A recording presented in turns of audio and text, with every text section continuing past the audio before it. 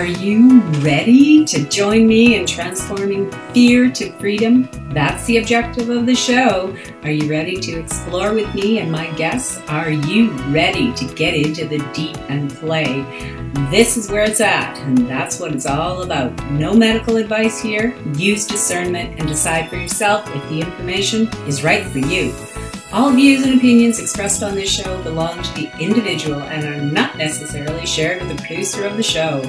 Want more details? Go to letsgetrealchattingwithcatherine.com. Now let's get real and have some fun. Who are we going to explore with today? Come on with me and let's get into the deep. Well, hello once again. It's Catherine from Let's Get Real, Chatting with Catherine. And we are doing another episode this morning with Rose Sangregorio. She's been a guest on my show previously, and you can go back and look at the YouTube channel for our previous chats, several on metaphysical aspects, and the first one where she explained how she came to her gifts, which was very interesting. But today we're going to focus on her book, Journey to Enlightenment, which is just an awesome book. You can get it from her website. And the Enlightenment path is pretty interesting. And for people who are going through it, or people who are hearing about people going through it, this is an excellent book. She's given us so much in the way of tools, practical ways to go through the process, to also recognize some of the symptoms, and really a glossary to explain the language and things that we hear the words all the time, but sometimes we don't know what they are. So I really appreciate that Rose Sangregorio took the time to share the information, and I'm going to explore with her today how she came to write the book and more about some of the stuff that's in the book. So I hope you'll enjoy it too. Rose Sangregorio is the founder and director of the Metaphysical Center of Canada Corporation, and all the links are, of course, on the guest page of Let's Get Real chattingwithcatherine.com. And of course you can visit us on all the social media, and all the links are on the website. But for right now, let's get real with Rose Sangregorio. Thanks for all right. And another chat with Rose Sangregorio on Let's Get Real Chatting with Catherine. Is my absolute pleasure to delve into the deep with Rose, as we always do. And today our focus is going to be on Rose's book, Journey to Self-Enlightenment, which is I'm going to call it a tool, but we're going to get into it and find out more about the book. Welcome, Rose. Thanks for joining me. Hi. It's nice to be back, and it's nice to talk with you as always. Yeah. I should have had this book quite a while ago, actually. As I look at what's in it, you have really packed it full of information that so many people have. I hear these questions all the time, and you know what, Rose? The answers are in your book. It's amazing. Well, thank you. That was the goal, was to create a book that helps people on their spiritual journey. And that's why the title is Journey to Self-Enlightenment. It's about your own self-enlightenment. And there's tools and techniques, and being able to feed all the different teachings into an understanding that no matter what path you follow, no matter what religion you're part of, you can understand what the teachings are behind all what is passed on to us. Mm-hmm. So that's the intention. Oh, well, I thought it obviously came from your work. Yeah. Was that? Did you feel like people kept asking the same questions over and over again, and then finally you said, well, maybe I should create a tool? Well, what it was is those were 3 classes that I would teach. Level 1, level 2, level 3. They were called Ascension Teachings. And each weekend we would cover some topics, and then the next weekend go deeper. And so what happened was people would say, you should put this into a book. Because, of course, in a class, you can only take so many notes. And the notes are not always as comprehensive. Right. And so I basically had the classes recorded, and then they were transcribed and then put into book form. And basically, that's what that is. Those are classes that I was teaching at one time. We used to call them boot camp. People used to really get It was a boot camp. A boot camp. It was great. And I still teach classes that sort of move with this book into deeper and greater realms. And those classes I still teach, and I have them posted on the website. Well, you know what I liked about the book too is that, I mean, for people who are going through the process, who are aware, we're all going through it. That's my understanding. But Yes. some people are more conscious of it. So this book really helps you to know the symptoms, to understand the language, because we hear things all the time, and you know, we'd like to know more, but sometimes people are afraid to ask. And also for people who are not conscious of it but hear about it, what is this enlightenment ascension stuff? Your book is excellent for that, because it answers some of those questions that people so often have and don't know really where to turn. I just loved the depth and the glossary even. It's excellent, because it explains things that people have been questioning, and I see it everywhere, people asking those questions. And you know, a good reference to it's just an excellent reference. Where I was, the first question that came to me is actually the cover. You have, your name is Rose Shania Sangregorio. Am I Shania? Shania, yeah. What does Shania mean? Well, each one of us has our own individual signature vibration. Okay. So our spiritual essence, our true soul essence, has a vibration. Right. And that vibration is a tone, but it also can be changed. Like if you listen to the tone, you can actually hear the sound of the letters. So there's a soul vibration, and there's a cosmic I am vibration. And the Shania is both for me. It's my soul and cosmic vibrational tone, if you will, converted into a word that people can read and be triggered by the vibration. Ooh. And I was given that, my goodness, probably one of the very first years I started to do this work and connect to the masters. And that, what I was told at the time is to use it with my name, Rose Sangregorio. And it would create the energy field for people to have the triggered memory that I have been a teacher in a past life, and I will be able to help them in this life if they choose to have help from me. Wow. And so it's a tone, it's a vibration that activates people. Wow, that's very cool. So everybody has one? Everyone has one. Cool. And before you ask, I can get it for people. It takes me a few moments because I have to really go into these layers of energy and go truly to the core. And then it takes a while to get the sound and get the sound changed so that I can actually get a word.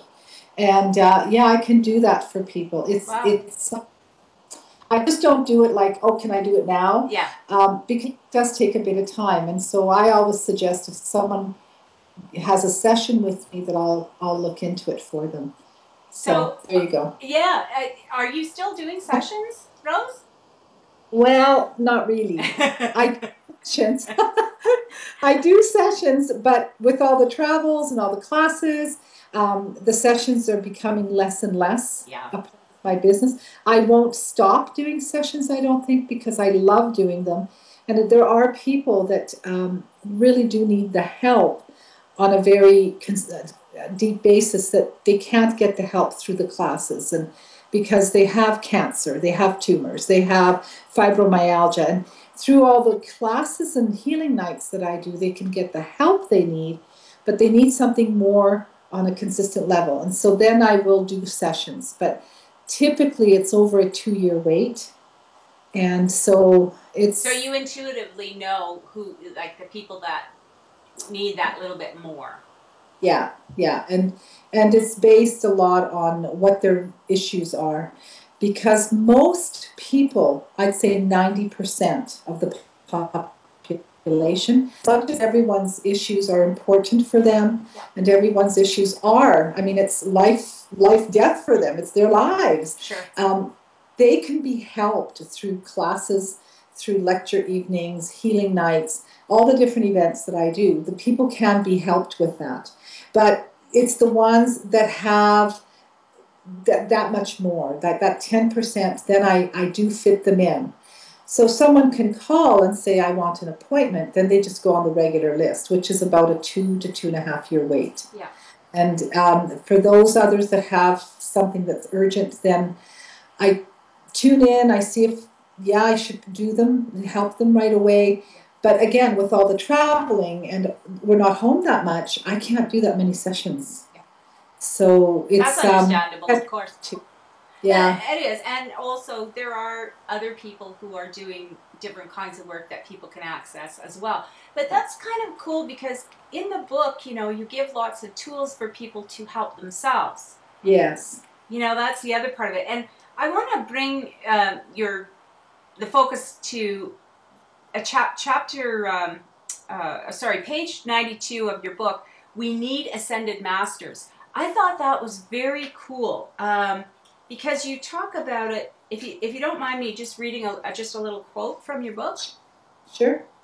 The Ascended Masters cannot densify enough to come back to Earth in a physical body. So to continue their ascension to the higher realms, they need us to continue our ascension. We cannot ascend without the help of the Ascended Masters, who are in the higher energy frequencies. We need each other in a symbiotic relationship. I thought that was so cool because it is, because a lot of people see the Ascended Masters in a hierarchical kind of way, and you're saying that's not really so. They're ascending wherever they're at on the other side, the other dimensions. They're ascending, and they need us. We need them. Can you speak to that a little bit more? I sure can. First thing is to understand that we are one. And that is a really hard concept for a lot of people because we are taught from when we're very young that, you know, we're human, we're here, and then there's whatever we call them, the saints, the gods, whatever. And they're out there and, you know, never the twain shall meet here. But really, truly, we are told we are the sons and daughters of the light. We are made in the image of God or the divine. We are part of that energy field. And so we are in oneness. So if we can understand the concept of oneness is that for me to do well, you need to do well. Right. And it's like we support each other. And it is a symbiotic connection. It's like I help you, you help me, I help the next person, they help the next. And so we end up with this effect that everyone not only is in oneness for the greater whole, but everyone is in oneness to cooperate, collaborate, to create what we desire. And of course, the buzzwords are create heaven on earth. But really, truly, the masters, they've done their part on earth and they've died. They're in space, they're in spirit, they're in heaven. And their job is to help us. Because for them to go any higher or deeper into light, they can't go any further than we can. Right. And so each one of us can only go as high and deep as we can on our own, but at some point we need the connection with the masters. And so there is a hierarchy in a sense of different frequencies, different light volumes. So what happens is, for me to become more of who I am, I need to embrace more of all that is. And vice versa. For the masters to become more of all that is, or become more of who they are, they need to embrace more of all that is, which I am part of.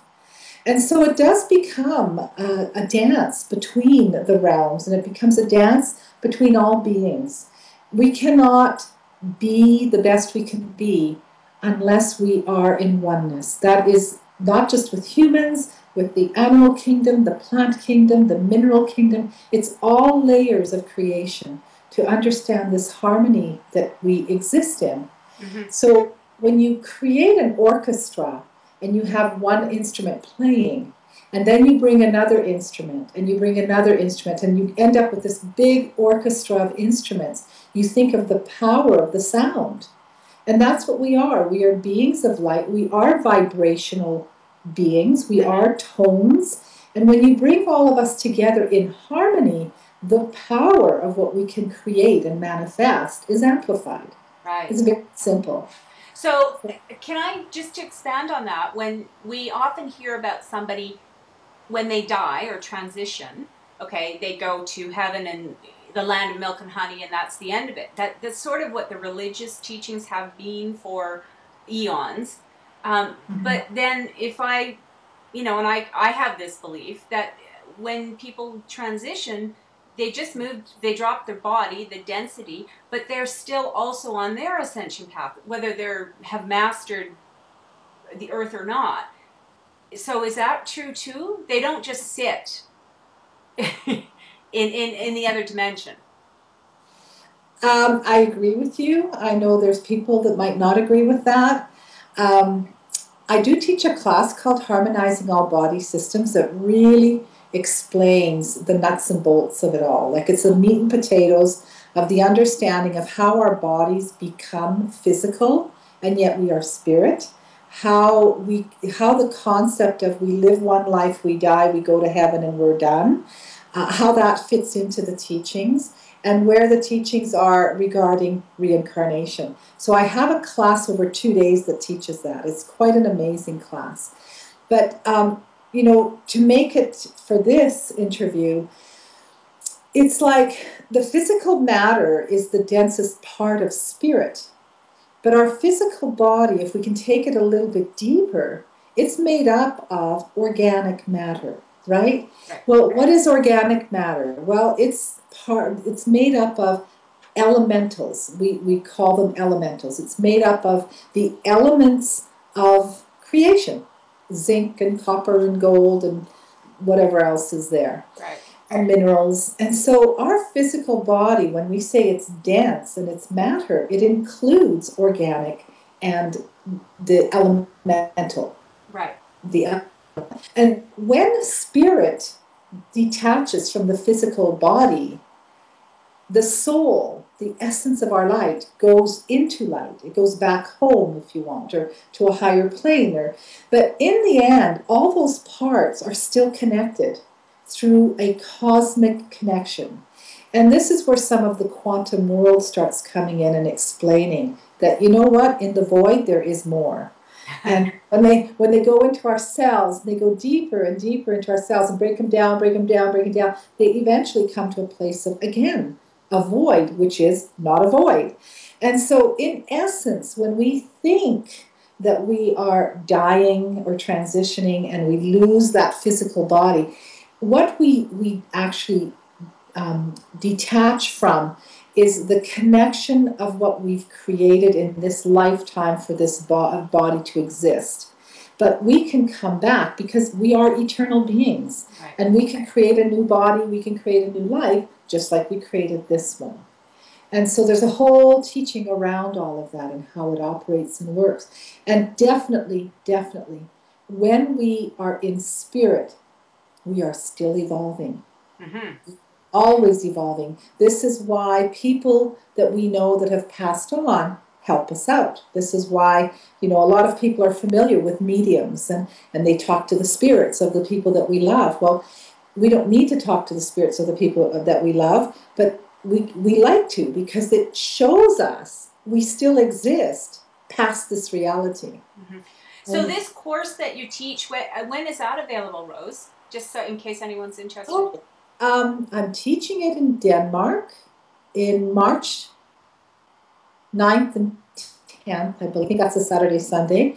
I'm teaching it in Norway the weekend after. And then in Canada, I can't remember the date. I believe I'm teaching it sometime this year in Canada, but I'm not sure. They have to go to your website. And what's it called, the name of this course? This course is called Harmonizing all body systems. Okay, good. That's good. Now, okay, so when you're in the book, you also refer to the chakras. Now, I wanted to ask you more about, because you talk about 8 chakras. Now, your book was written in 2008, Yes. or published, and so I wanted to, something that's come to me since that time is that we have now access to, or I don't even know if that's the right language, but we have 12 chakras now. So can you, because you do go, I mean, it's beautiful the way you go into all the chakras and what they mean and how they relate to us, which we're talking about the bigger body, as you were just sort of mentioning. But so why 12 now? Is that true? Well, the way I've been told, the way it works is that when our consciousness was denser or smaller, we could only see the 7, which existed in our body. Okay. So our consciousness has expanded. So the only way I could describe it, the way I'm talking about consciousness, is say I'm sitting in this room and it has walls. This room is what, maybe 10 or 12 feet. Okay? But that's my awareness. This is my consciousness. Mm-hmm. Now, through doing my spiritual work, clearing my stuff, I like to use the word stuff, I dissolve the walls of this room, and all of a sudden I'm aware of the next room in front of me, behind me, around me, above me, below me. So our chakras, that essence that connects us throughout the realms of light, from the divine through the physical to the divine, which is beneath us as well, it's like my awareness is getting larger. I'm aware that they've always been there. It's just like all of a sudden now I realize they're there. Okay. Self-realization. So at this point, with our world where it's at, collective consciousness where it's at, and the collective consciousness I'm referring to is all the people on the planet. What do we experience in our awareness? And again, our awareness on a collective level on this planet has become larger. More people talk about the greater good of all. More people talk about let's work together, let's create win-win. I mean, it's not just 1 or 2 people anymore. It's not just communities, it's countries. Our countries, our leaders of our countries are saying these things. So the chakras, through all the enlightenment that has occurred on the planet, our collective consciousness has grown. And because it's grown or become larger, we've gotten rid of the blinders or the walls, we notice there's more. Mm-hmm. Well, our beingness exists in these other levels. And how it connects is through the chakra column. Some people call it the Rainbow Bridge, some people call it the Antakarana, people call it different things. Right. And so that central channel, I like to call it the central channel, that allows us to experience other dimensions, in other words, other rooms on a conscious level. And because of where we're at, the energies where they're at, we are now able to experience the 8th to 12th chakras consciously. And once we hit the 12th, yes, we can experience 13, 14, etc. But once we hit the 12th, something happens for us. That 12th layer is our cosmic selves. It's no longer planetary. It's no longer solar, no longer galactic. We move into cosmic. And when we move into cosmic, our true essence in oneness to all creation comes in. That ability to consciously know, I am truly one with all creation. And that is really what our new paradigm is about. It's about the anchoring of this new awareness. That's what we call it, the new golden age, the new paradigm. It's helping us, this new energy field that's been created from December through till now, it's allowing us to not only know that there's these other rooms around me or know there's these other parts of me, but to honestly, concretely experience these parts of myself. Is that why more people are starting to, because you hear about more and more people are starting to notice their psychic abilities or notice their, and some people don't know what to do with them. You know, they think, oh, I've discovered this, and they right away start doing things, helping other people. And what I notice is that sometimes they haven't done the work. Like it's like open people up really quickly, but they don't really know what they're accessing. So is that just happening spontaneously? Yes, because what happened, I mean, everyone talked about it, right? The 12-12-12 and the equinox. And I mean, it's been many, many years, many lifetimes and centuries happening. And here we are now. We've actually gone through that opening, the dissolving of those walls around us. So, okay, so now I notice there's all this extra stuff around me. These are your psychic abilities. They are natural to us.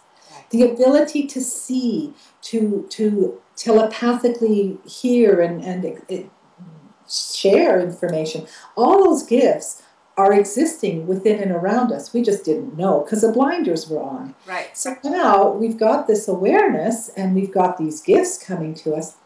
There is an element of we need to learn to use them properly. Because as spiritual beings, we know how to use them. As spiritual beings, if we truly are in our presence of light, in our divine presence, in our connection to the divine, we know within our hearts, beyond a shadow of a doubt, how to use these gifts for the greater good of all, in cooperation, collaboration with all creation.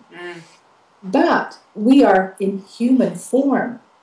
And that big but, as a human form, we don't know how to access these gifts and use them with the purity of heart that is required to use them for the greater whole.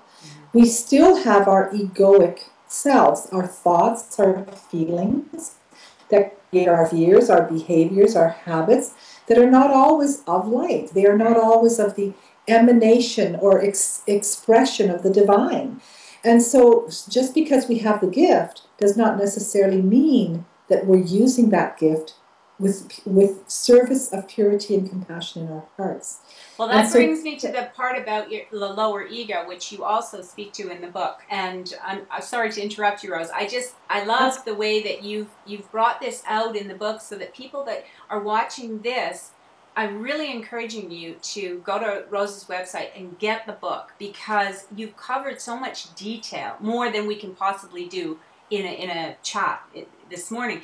But this lower ego pitfalls, it doesn't, I mean, this was written in 2008, but it's still the same. As we are ascending or becoming more aware, like you say, of these other rooms, this part of the book is really cool, because you read it and you can see yourself if you happen to be in one of those pitfalls. And one, right? Yeah. I mean, we think, pride and greed, dishonesty with self and others. Now, here's the one that I wanted to bring to light, because there's so much talk about abundance, the law of attraction and stuff. So obviously people have figured out we can have it all. Yeah. Except they haven't figured out completely how to get rid of the cell memory or whatever. You've got inability to pass the test of money. And I just love it, because there are so many people who I have heard that we've had so many lifetimes and we've taken vows of poverty, and we come to this lifetime and we can't figure out how to get past this. Can you this is a lower ego thing. Wow, that's a huge topic. Well, if you could just, I mean, it's in the book, folks. Like, Rose doesn't have to go into all the detail, but I want people to know it's in here, because it's very cool. Yeah, those pitfalls came up through the sessions I used to do with people in classes, and people would tell me, and I think, okay, these are pitfalls. This is what causes us to get stuck in the lower ego. And the thing is about the lower ego, in the native teachings, they call it the trickster energy. And in some other teachings, they call it the fool. And so what it is, that energy is very important to have, because it teaches us discernment. And so when it comes to money and abundance, the thing I have learned about that is that if I do anything for money, that's my ego. That's my human ego self. Spirit does nothing for money. It does with love, total service, with no expectation of a reward, no expectation of being noticed, no expectation of getting accolades. I think I said that wrong. Accolades. It's like pure spirit doesn't care about stuff. It doesn't care about the pretty house, the pretty clothes, the nice car, the vacations. Spirit cares about service. And if anything you're doing has a reason other than that, it's ego. And I know people won't like to hear that because some people say, yeah, but if I have the money, then I can do this. And if I have, but that's putting the cart before the horse. You don't have the money to do what you need to do. You make the commitment in your heart to do what you're here to do, to be spirit and matter, to be in service for the greater good of all, serving everyone equally with an open heart, with love. And because of that, the energetics draw abundance to you at all levels of creation, not just in this world. And that abundance that comes to you is abundant. It's like you can have it all. But if it's taken away right now, like in the snap of a finger, everything's destroyed, your house is gone, your clothes are gone, all you have is what's on your back, are you going to be the same person? You live life the same way if you have it all and if you have absolutely nothing. Because the true test is, if I can do whatever I'm doing, regardless of what I have and don't have, then I'm putting spirit first. Some people say put God first. It's whatever cliche words you want to use, but when you serve with pure love, abundance just comes. And it's amazing when you're in that flow. I know many people, it takes a while to wrap your head around that. That it's about the service with love versus if I have the money, then I can do this. And some people, this is all around the abundance pitfall, some people will say, make a deal. Like, okay, well, I'll do this. I'll volunteer and do this. I'll go live in a third world country and be in service for a year. And then I'm going to get all my abundance. Well, that's not how it works. You no just bargaining, keep giving, right? No bargaining. Right? There's no bargaining. There is no bargain and there is no end. You just give service. And the abundance will flow as it is meant to flow for that particular person in their particular life for whatever it is they're doing. Right. And so I'm going to just draw a couple of examples for people. Think of Mother Teresa, because most people know her and they know what she was like. She gave totally in service. In fact, when people gave her gifts, she'd get rid of the gifts and use the money to help the people. She didn't keep it for herself. Gandhi did the same. And so this is what I would invite people to do, is really, truly monitor yourselves. Does it mean when you do something, are you looking for something in the end? Because it's not about being anonymous and giving money anonymously. It's truly about, with your heart and soul present every moment, you give and you give and you give. And in the end, we still have to have that human part of us. That's where the human comes in, that we can build the structure on this planet that, okay, so I will create a home. And I would love a beautiful home. Well, I don't have the money right now. I'll get a small one. And when the time is right, it'll happen. So I don't have an attachment that I'm going to have a bigger home. I just have, I would like a bigger home. I put that out, but I will still give service in this moment. Right. Right. So it's not about everybody can't be Gandhi or Mother Teresa. Everybody isn't going to be called to that lifestyle, but it's the mindset you're talking, or the heart set that you're talking about, being in that. It's actually heart and mind, because the heart is the abstract part of us And the mind is the part that structures it for us. Right? Okay. So I want to give in service. I want to give with my open heart. So, okay, what I need, the mental part, the logic, the structure, how am I going to do that? Well, for me, it's going to be going to the soup kitchens. Or maybe it's about at work, someone needing mentoring, that you really see them struggling and you can really help them out. You know you can, and you just offer. You don't say to them, well, I'll help you if you pay me. Or sometimes when you're doing, like I do, I charge for what I do. But I also give a lot without expectations. So it's truly setting your own boundaries, because you need the heart, but you also need the mind. And so the two together. Like that understanding of we can have, like, because sometimes people get confused. They think if you're on the spiritual path, you have to give up all worldly goods. And then I look at it and think, well, why would we be in the physical? I mean, obviously we're meant to have a physical experience. Yes. And you have like this, one of the chapters in here, or parts of it, is Signs of Awakening, which is it goes into symptoms like of the physical experience that you could be having, and that's another place I want people to know is in here. Because sometimes, you know, the hot and cold, the headaches, the whatever, something's going on in your energy body that's affecting your physical body. And you also talk about the other things like crystals and grounding techniques that are so important. And I wanted to ask you more about, like, it's in here about the tools. And I say, this was written in 2008. We have new energy, current energy shifts that have been happening like crazy since the end of 2012.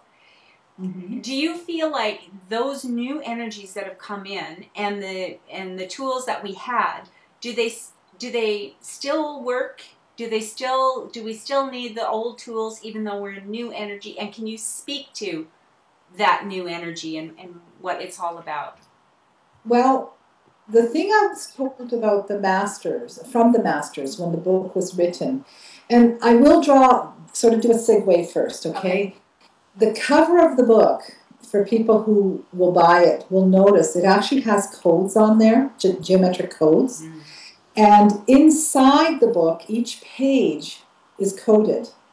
That's why the book is in color. That's why there's a watermark pattern that changes every page. I think it's the 13th page it changes back to the first. There's actually codes in there. And what I was told, and it was quite a discussion to get this book printed the way it's printed. Because, of course, it's just usually unheard of that people use all these colors and the silver cover and on and on. Yeah. The masters insisted that it looked this way. And so, again, in my service to get this out to people properly, it was like, it doesn't matter how much it costs. We need to get it out this way. And so what the book, I've been told, does, when people read it, and I've had many people confirm this to me that have had the book from day one, when you read it, depending on where you're at on your level of awakening, your level of initiation, your level of consciousness or enlightenment, the book's codes actually trigger you to move to whatever level is next for you. And so, because we're in the new energies, because I thought, okay, the book's not going to be good anymore. And we just did our 3rd printing of the book in Danish for Denmark. It just came through because they said it's the codes in the book, and it's the words will bring the enlightenment of the new teachings to people while they're reading the book. That's what they've told me. And like I said, I've got confirmation from people who have noticed. They'll read the book, and they've had it since 2008, and they've said they listen, they read the book, and there's stuff in there they have never come across. Because your consciousness is different. So the book will just awaken you to the new consciousness. And all my CDs, all the meditations that I have are exactly the same. People asked me and said, I've got your old CDs, they're no longer good. And the masters have said, no, they're okay. And again, people have confirmed to me that they've listened to these meditations for years, and all of a sudden they're starting to hear different stuff on there. That's the key, is to know that you'll get what you get. I say the same thing about my show. That's the reason why I don't do sound bites, and I do want to go into the deep, and I do want them to be free for people to listen to over and over again, because even if you listen to it the first time, our brain is not capable of sometimes absorbing everything. So we go back and re-listen, and it's the same with a book like this. And for me, although I like to read a book cover to cover, I also like it when I can just pick it up and know there's something here on this page that's going to speak to me. And that's how the book is for me. I've looked, there's certain things that I'm dealing with that I look at the topic, and it's all in here. Whether it's your throat is, your throat chakra is all, what's going on? It's in here. And then also, like you say, you also have the meditation CDs. I want to make sure people know that they can get those from your website as well, right? We are actually designing a new website that's going to be easier to navigate. And I realized the one we have, it was designed originally just as an information site for people to see what I was doing. And it was more for the clients that were seeing me for sessions. And it's mushroomed. And so we've been patching things onto that site. And I realize, I know it takes a lot of time to find things. But if you have any trouble, email us and just say, I'm looking for this. Where on your site can I find it? We totally don't mind that people call us or email us. But the thing is there should be a new site that's going to come out. I'm not 100% sure. My thinking is probably March, April. That will be much easier to navigate through. And yeah, those CDs work wonders. They help clear a lot of your stuff. Mm-hmm. And the book is really good to, whatever's going on. I've also told people, just open it. Like, just ask, what do I need to know right now? And you open it, and you'll have messages in there. Mm-hmm. Because sometimes we're not aware of what's going on for us, but the masters, our higher selves, our true selves know what's going on, and they know what we need. So if you open the book and you're reading something that seems totally irrelevant, maybe it's just not consciously in your mind, but it's there somewhere. That's important to know, is that there's our levels of being, and you talk about that, the super conscious, the conscious, the subconscious. You talk about that in here too. That's why I say, for a small book, you have packed it full of information on everything, so that we are really going through practical. This isn't, I know it's metaphysical, but it doesn't feel like woo-woo, because you've written it in a way that really applies to us in this physical existence, so we can understand what's happening. Because the truth is, something big has been happening on this planet. It's huge. So can you then tell us a little bit more about what you're getting then? This is February 19th, 2013. I was just thinking the numbers are kind of good, but I don't know why I know that, but it feels like it. But anyway, so what do you feel then is happening with the energies right now that can empower us, that can help us, support us, or what are we dealing with, Rose? Well, everyone, not everyone, I should say everyone, that's making an assumption. Most people were expecting some kind of a big bang that would occur in December. Whatever that is, different people had different ideas. Even light workers were expecting something noticeable to change. Well, it did change, but it has changed on an energetic level. Mm-hmm. And so when things are done in the energetic level, it's almost like we vision it. Like, think about, okay, concrete. Let's make it concrete. I want to manifest a new house. It's a new house. And so what do we normally do? We start to vision it, and we put energy into making it happen. And then we kind of let life unfold, so that knowing that the goal is to have this new house. So maybe I meet someone that says, wow, I have a friend who's selling a house, or I meet a realtor that I really resonate with, whatever. But I have the vision out there, and I have no expectation of it happening but this is my preference. And that's key for manifestation. And this is my preference. And so we've done our visioning for the new world. Most people in the recent years have spent a lot of time, even though some way back when started it. Yeah. But I'm going to say most recent years, we've spent lots of time meditating, visualizing our new world, our new paradigm, the golden age. Well, what does it mean? So we've got it in the dream world. We've got it in the energetic world. Well, this has to be brought into physical reality now. So we've been prepared physically to the extent we can be prepared, opening our hearts, preparing the physical structure so that we can hold more light, and to open our hearts so that this new energy can come in so we can, through the hearts, bring it to this reality. So that's really what happened through the December to the new year time. Not just December, November, December, January time. And so here we are in February. We're ready for the next month, which was one of the key months the Masters spoke about. On December 30th, I gave a lecture where the Masters came through and spoke about messages for the coming year. That lecture is on my website. It's in one of the audio files. Nice. It's in my book, in my e-store. So March was one of the key months, they said. And here we are in February. We've opened to this new vision, this new world, and now we've got to bring it to this planet. We've prepared ourselves to the extent and degree we can prepare ourselves. Right. Through all the healing work, all the meditation, whatever we've done, we've prepared ourselves, because that's really what we were doing. And now the energy is going to come in, and it needs to be brought through us. So, to bring it through us, though, where we're sitting right now, is this new energy for the new paradigm is all about oneness.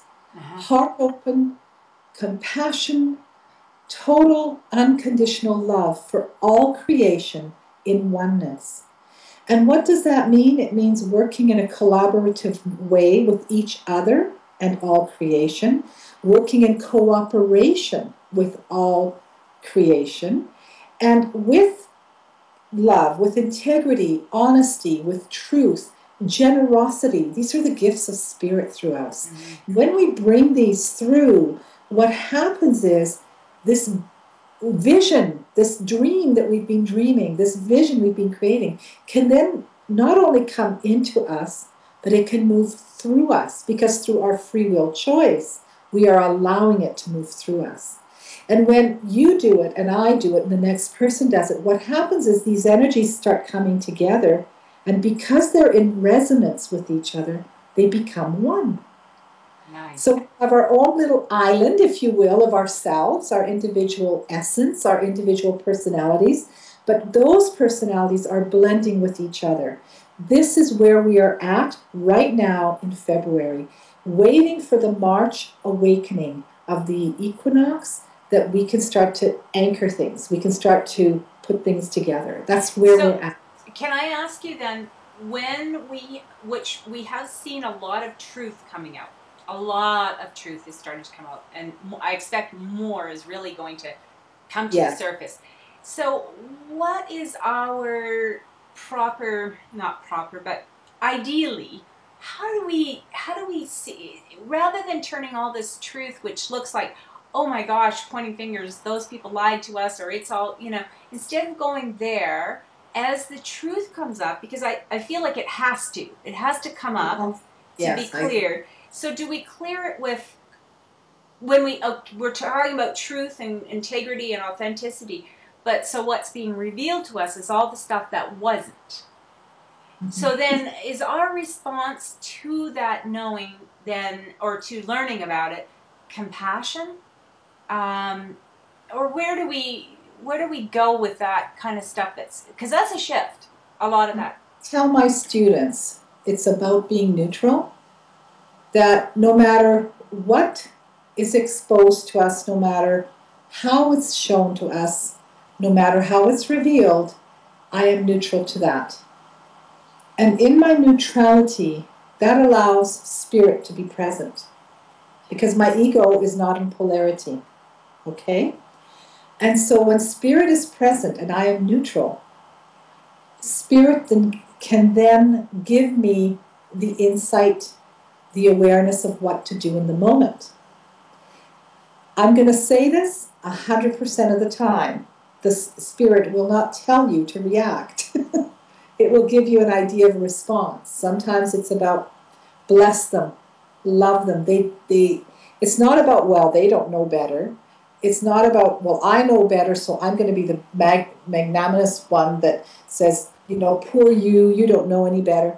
This is about truly having compassion in the heart and understanding that person is on the same path as you. It's evolution of spirit and matter to spirit. And so when we can do that, we truly, truly allow whatever needs to come to the surface to be revealed. And a lot of this stuff is not pretty. We know that, as we've seen.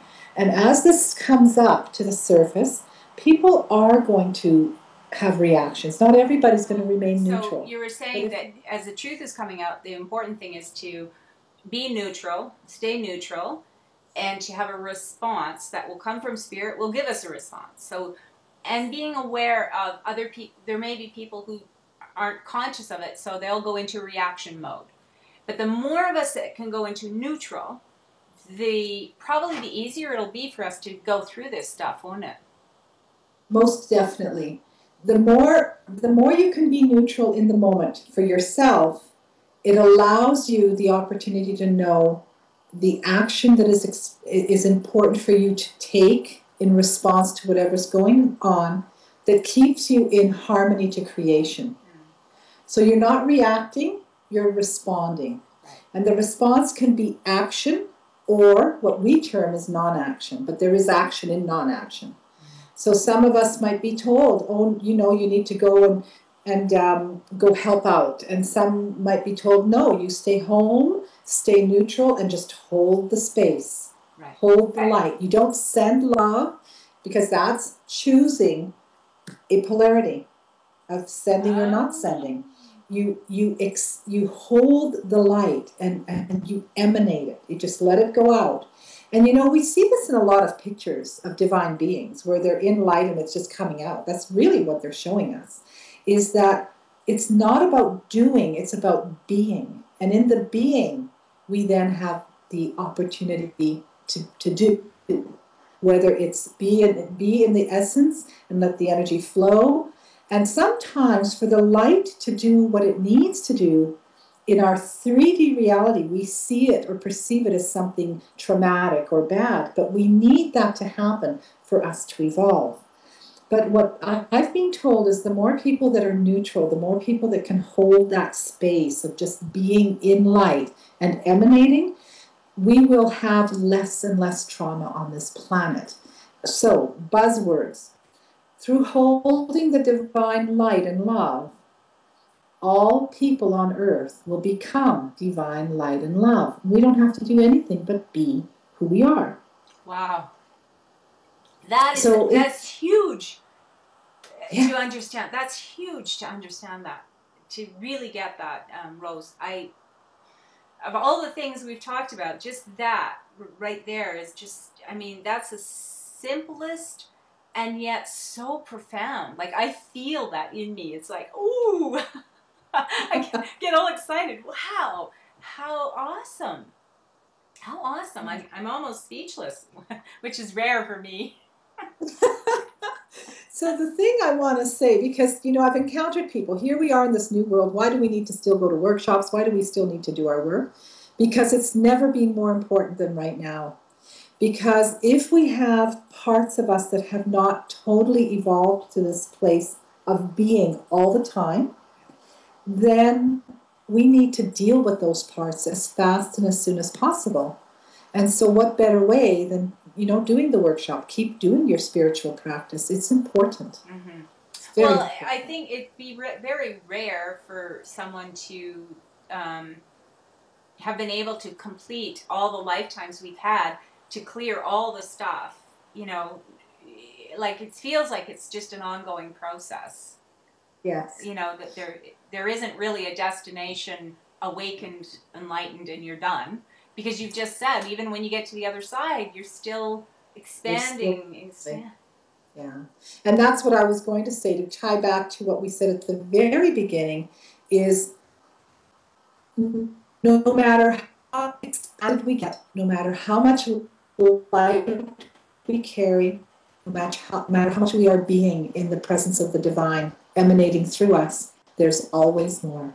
Our universe is continually expanding and growing.